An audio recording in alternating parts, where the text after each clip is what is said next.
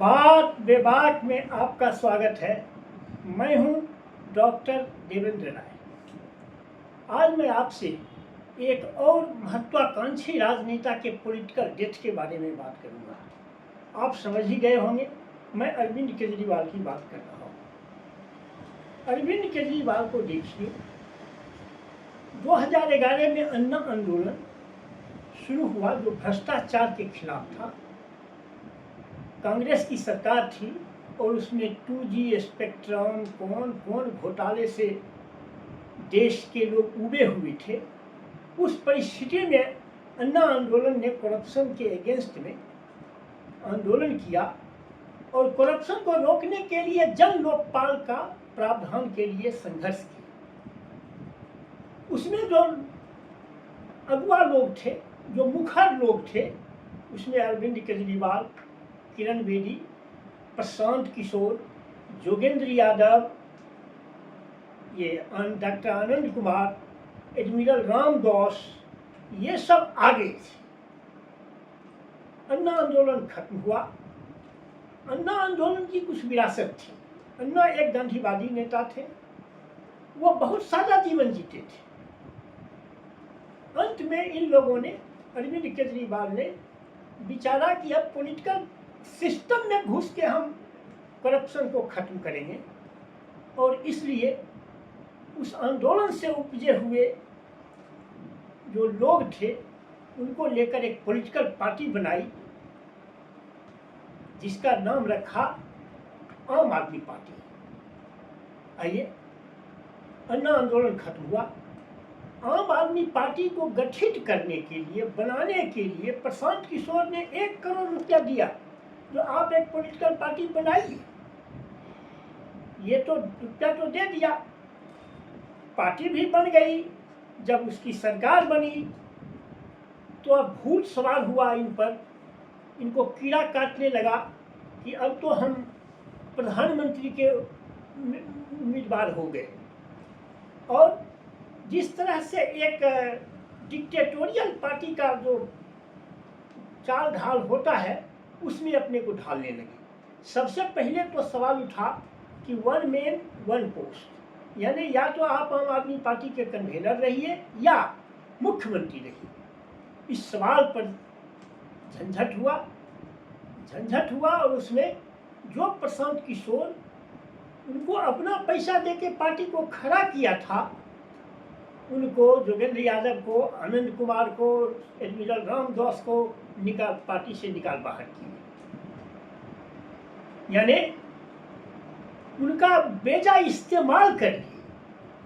उन लोगों के ही इज्जत प्रतिष्ठा पर वह पार्टी बनी। लेकिन अब मुख्यमंत्री बने, फ्रीबीज बांटना शुरू किए तो जनता में पॉपुलर हुए।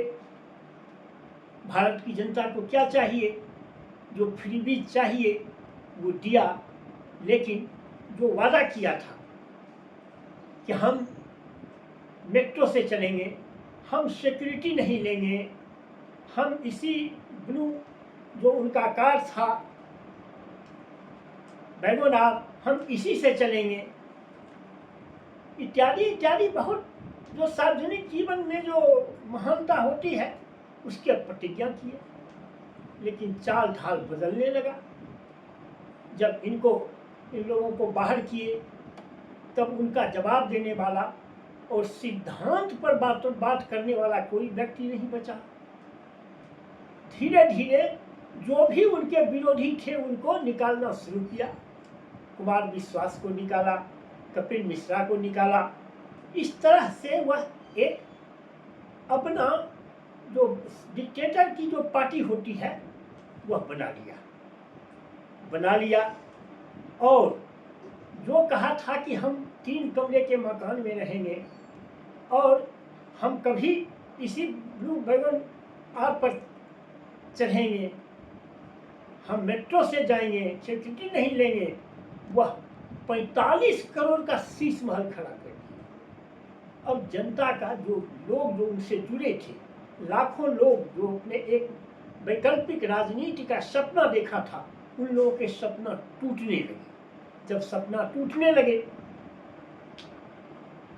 तो क्या हुआ? लोगों ने पैसा देना बंद कर दिया। राजनीति तो या तो धन कुबेरों के पैसों से चल सकता है या जनता के पैसों से चल सकता है। 2-3 साल तो जब तक इनमें ऊर्जा बची हुई रही, जब तक लोगों को यह आशा रहा कि यह एक वैकल्पिक राजनीति देश के सामने प्रस्तुत करेगा, तब तक तो लोगों ने खुलकर पैसा दिया, समर्थन दिया। लेकिन जब देखा कि यानी अन्य राजनीतिक दल पर के ही धरने पर चल रहा है, बड़े बड़े लोगों को राज्यसभा पैसा लेकर, राज्यसभा पैसा वालों को, अपने कार्यकर्ताओं को जो दिन रात उनके लिए मरे खपे उनको छोड़कर पैसा वालों को राज्यसभा का टिकट दे दिया, तब इनको तो जुनून सवार था कि प्रधानमंत्री बनना है। आप ही सोचिए, कांग्रेस 1885 में बनी और समझिए कि ये करीब 56-66 वर्षों बाद उसे फुल फ्लेजेड इलेक्टेड प्रधानमंत्री बनने का 1952 में उसे सौभाग्य प्राप्त हुआ। समझिए 65 साल के संघर्ष के बाद आप भाजपा को ही ले लीजिए, आप अगर विश्व हिंदू परिषद और हिंदू महासभा और आरएसएस को नहीं भी लीजिए तो 1951 में जनसंघ बना और उनको भी ये यहाँ 63 वर्ष के बाद पूर्ण बहुमत की सरकार नसीब हुई। जब वैसे वाजपेयी की सरकार बनी थी, लेकिन वाजपेयी जी की सरकार एक कोalition गवर्नमेंट थी, फुल फ्लेजेड बीजेपी की सरकार नहीं थी। बीजेपी की सरकार 1914 में 63 वर्षों बाद उसे प्राप्त हुआ। लाखों नहीं कहिए मिलियंस जो उसके आरएसएस के स्वयं सेवक थे, उनके सतत प्रयास के बाद ये उनको प्रधानमंत्री का कुर्सी मिला।